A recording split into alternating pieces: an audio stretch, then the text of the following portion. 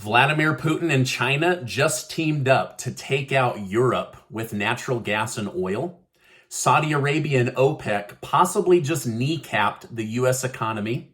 And the Secretary of Treasury, Janet Yellen, says gas prices and inflation could be going higher. There's a lot to go through today, so buckle up and let's go through it because this is important stuff.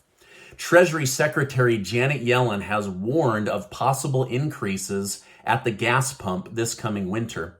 The increase in price would be caused by a supply drop due to the European Union being cut off by Putin and Russian energy companies. However, Yellen stated that a price cap proposal is currently being discussed, which would help keep prices down. The proposal would limit Russian revenue from oil and gas, while also allowing it to exist so the market doesn't become unstabilized rapidly.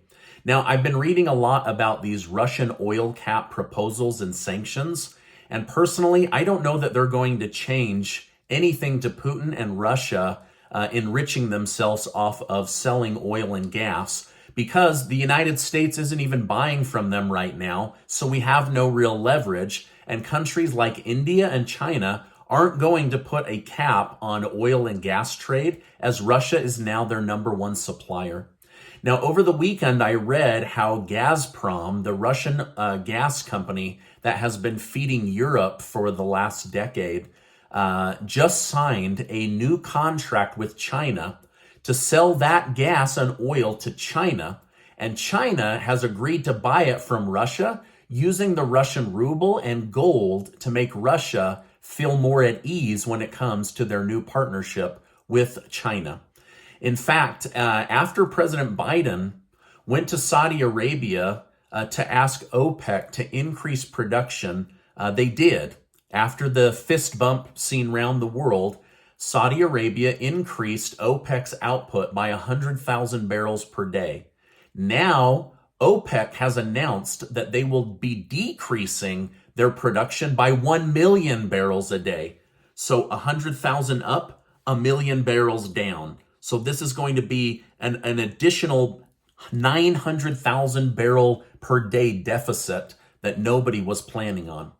Now, if the United States really cared about taking care of the United States, right, an America first position like Russia and China and India are taking, then they would immediately start drilling and producing more oil. We're sitting on trillions and trillions of dollars worth of oil and natural gas, right? We're like the Saudi Arabia of oil and natural gas, but the White House refuses to drill and tap into that energy. And if we really cared about our NATO partners, we would be looking for ways to feed them oil and gas so that they can survive as a NATO partner. But we're not doing that, right?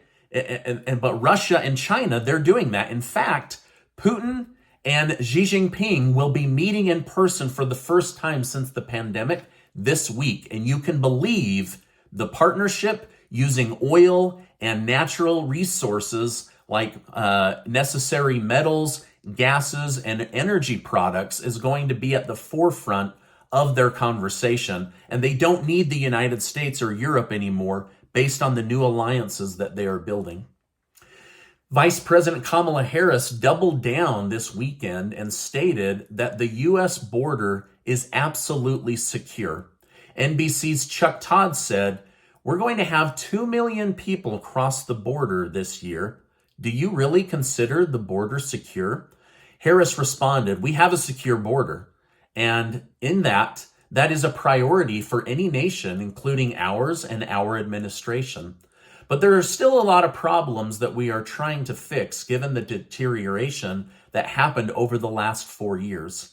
Harris then refocused the conversation and blamed lawmakers for making it complicated for them to provide a better way for migrants to become citizens. She also blamed Donald Trump for allowing the border to deteriorate, but it was in fact Trump who tried to build a wall, and Congress blocked him from having access to funds and called him a racist for wanting to have a border wall in Texas and Arizona.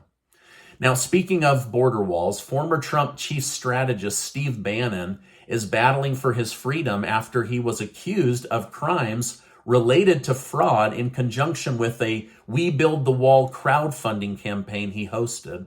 Prosecutors allege that over $100,000 was funneled to the head of the campaign, even though Bannon reportedly pledged not to take any payments. Bannon has pled not guilty and called this an attack of political targeting, basically going after somebody linked to Donald Trump.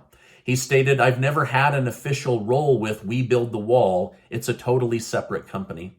Bannon also appeared on the Charlie Kirk show, where he proclaimed the political attacks extend far beyond his own troubles. Bannon stated 35 members of MAGA, the Republican Party, and people close to former President Donald Trump were rolled in on yesterday by the FBI with intimidation tactics. And by intimidation tactics, he means warrants and subpoenas.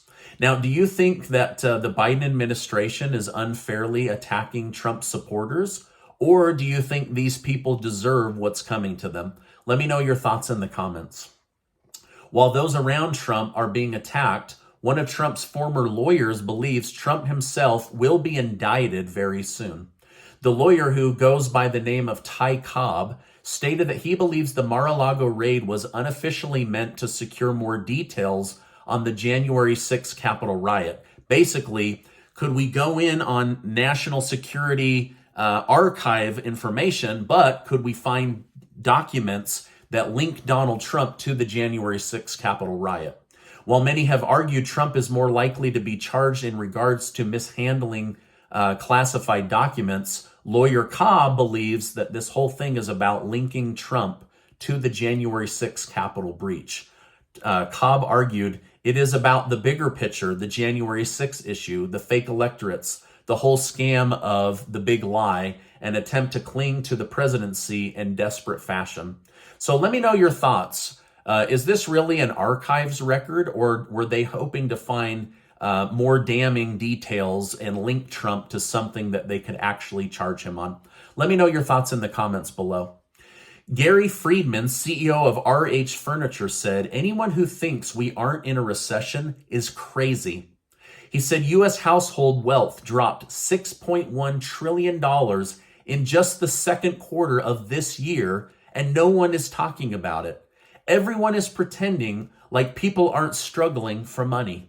Friedman said his company will be fine, but worries for other businesses that have never had high interest rates or lived through a recession.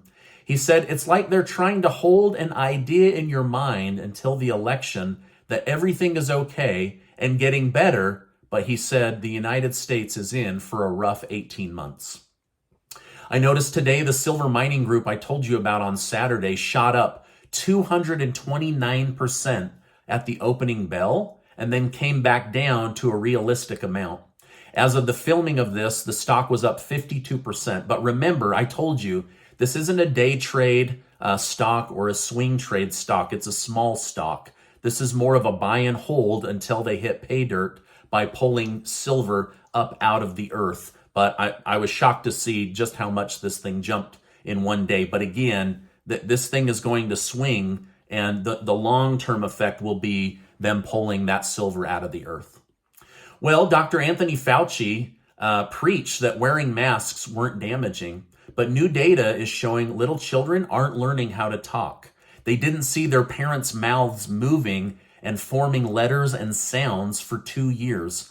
People are now spending $1,000 a month on child speech therapy, and test scores on reading and math are in the toilet at every grade level. So the lockdowns and masks played way more of a damaging role than what we were being told, and even I wasn't allowed to tell you all along the way because of YouTube's aggressive COVID policies that have now been lifted. Sharon from the YouTube community says, "Stephen, I'm an older American and starting to get freaked out. I've never seen the country like this. Should I pull all my money out of the bank? Please tell me what to do. I'm very scared." Sharon, I know that we're living through hard times, and I have no context for your life or your money situation, so I can't tell you what to do. I can only tell you that at this point, I'm not pulling all my money out of the bank. But I am being wiser about which stocks I buy and which ones I hold, the amount of gold and silver I hold, which basically is a parallel economy to the US dollar. I'm also making sure each time I go to the grocery store, I'm buying a little bit extra food to set aside in case these food shortages become more than just a scare tactic. I'm also putting in less money to my SEP IRA, which is basically like a 401k for self-employed people. So I'm just personally trying to be wise with every dollar that comes into my life and vigilant, but at the same time, I'm trying not to make panic moves because making decisions out of fear usually ends up not being a really great decision. So I hope that helps. Again, I don't know your situation, so I'll just let you know what I'm doing with my own personal situation. Now, Dr. Oz's opponent in Pennsylvania, John Fetterman, has started calling himself John Fetterwoman in a hope to secure the female vote as he runs for Senate in the state of Pennsylvania. Now, I'd like to hear from the women specifically in my YouTube community.